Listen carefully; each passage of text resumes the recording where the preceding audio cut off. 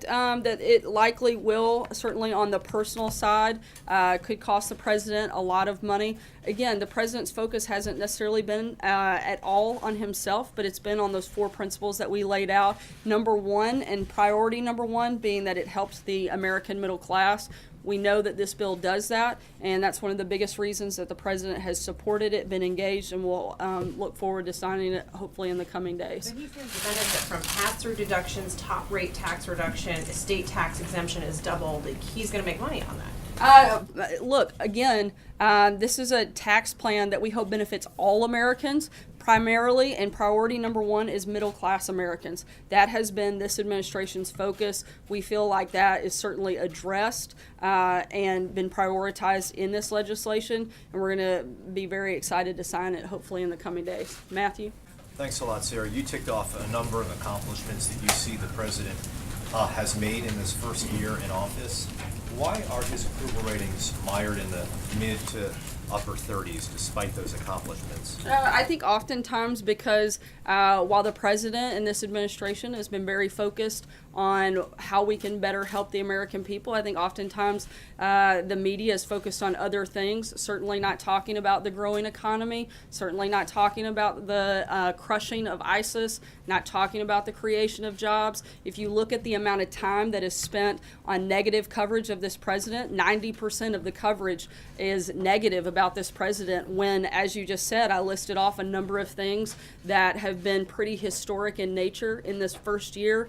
And if people were focused a lot more on those things in the media, I think that his numbers would be a lot higher. We anticipate that they're going to go up as more and more of these things continue to happen, and particularly as more and more people start to feel the impact of the booming economy, the tax cuts that will take place later tonight and go into effect in the first part of February. I think those are all things that are going to help boom our numbers. Taxes, but because of the top you mentioned, forgotten men and women, I wanted to ask about Puerto Rico. It's been more than 3 months since the hurricane hit.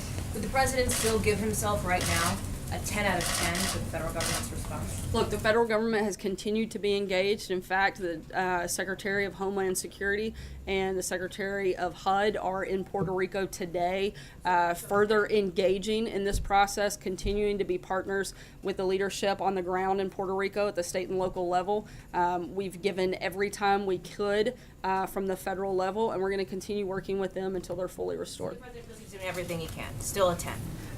We still firmly believe, and I believe you can refer back to the comments that the governor has made previously, that every time they've asked, the federal government has delivered. We want to continue to be partners with them with this and make sure that we rebuild, and that's what we're doing, and that's why the president has sent 2 members of his cabinet directly to deal with that and be on the ground in Puerto Rico to further assess and see what other necessary actions we have that we can take. This situation, Sarah, you're getting a lot of questions about what will benefit the president, what won't benefit the president. I get that he doesn't want to release his taxes.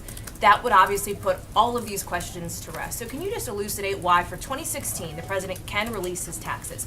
Why won't he do that and put all of these questions away, back up what you're saying, prove that what you're saying is correct? That's the way to do it. As we've said many times before, the president's taxes are still under audit. And until that is completed, then we wouldn't move forward on putting his taxes out. I'm asking the why part of it, Sarah, and I don't mean to belabor it, but I understand that the president wants to wait until after the audit. I don't think I'm it's that asking complicated. why. As long as they're under audit, he's not going to release his taxes. His taxes are under audit, so he's not going to release those taxes. John? These questions direct, Thank he doesn't you, worry about Sarah. that. I think we've addressed this a number of times. I'm not sure why answering it another time will make the answer any different. John? Sarah, the new national security strategy specifically calls out Russia for using subversive tactics to interfere with the affairs of other countries. Why didn't the president use that kind of aggressive language in his speech yesterday? Look, the president has weighed in on Russia and his feelings on that a number of times. The policy and the strategy put forth in that very detailed paper was that of the president, and it reflects his views. And he's didn't read every single page of it word for word. I'm sure you're all thankful for that, because we certainly could have. Maybe that I should do that for the next briefing. But look, the president's been clear what his position is. We've been tough on Russia. We've put sanctions on Russia. We've imported energy and impacted them in a big way. The president has not been soft in this process.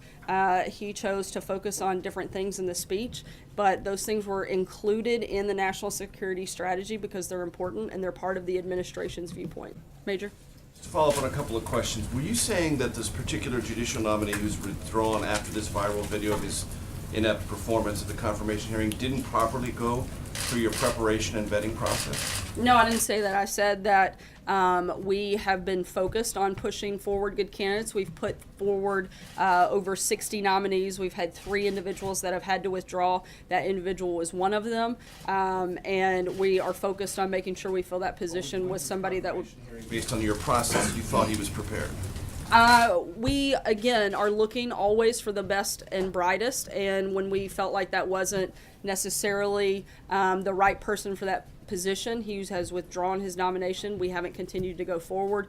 That is pretty standard in most administrations. In fact, every administration prior to us has had to withdraw nominees. We've had to withdraw 3 out of 60. Look, I think a lot of people are focused on just those 3 and not at the overwhelming number. The president has had his nominees confirmed at a historic pace on that effort, and many of them with bipartisan support, including the 12 members of the Circuit Court and the Supreme Court Justice. That's a serious question. You don't disagree with what she said about the personal benefits that will accrue to the president based on provisions in the tax cut bill?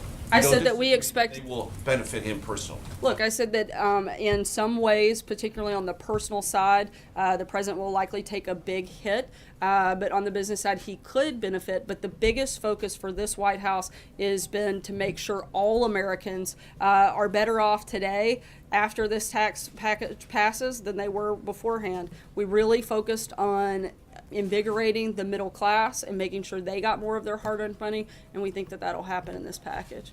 No. Sarah, you said the focus is on the middle class. Why was one of the last provisions put in lowering the top bracket, and did the president support that, and why did he, if he did not support it, why did he not insist that that not be added at the end? Look, some of the back and forth, we respected the process. A lot of that took place in the House and Senate. We've been engaged in that process, but we laid out what our 4 priorities were. We wanted to make sure those happened. That was our focus in the process, and we felt like those priorities were met. Does that help the middle class to lower the rate for the bracket for the top individual earners? Some economists think that it does, and I'd be happy to refer you to some of them that it would give you a very deep dive and get into a very wonky conversation on it. A lot of people think that that does impact and can help the middle class, and be happy to set you up with those folks later. Peter? Sarah, what do you say to the millions of Americans who could and likely will end up paying more because the individual mandate is repealed in this tax plan? We've maintained all along that we think that that is the right step. Look, most Americans want to keep more of their money. This plan does this. Most Americans want to get rid of the special interest loopholes that benefit the rich. This plan does this. They want to simplify the tax code to make it easier for them to file their taxes. This does this. And when you look at the actual elements of the bill in front of the American people, they overwhelmingly support it. By even a lot of Democrat support has picked up when you look at the elements in the bill. To be clear, though, on the individual mandate specifically, you will acknowledge that many Americans will end up paying more as a result of it being repealed, correct? Look, we've said all along that our healthcare system is broken. It has to be fixed. It's not sustainable. This is one step in that process.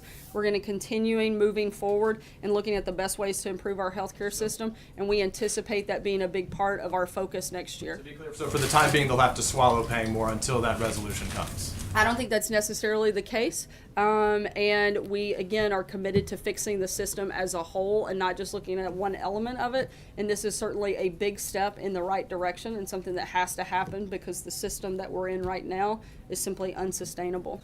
Last question, Jim. Yeah, the president did say that this tax cut bill would cost him a fortune. That was false, right? No, because on the personal side, this actually could impact the president in a large way. And How would balance out corporate versus personal if he's going to come out I'm ahead? not sure if he's done a side by side, but I know that there are a number of provisions that would negatively impact the president personally. And so we contend that those comments are still very consistent. However, like I've said, our focus has been on the middle class, and that is what we think is delivered in this tax package, and we very much look forward to seeing it pass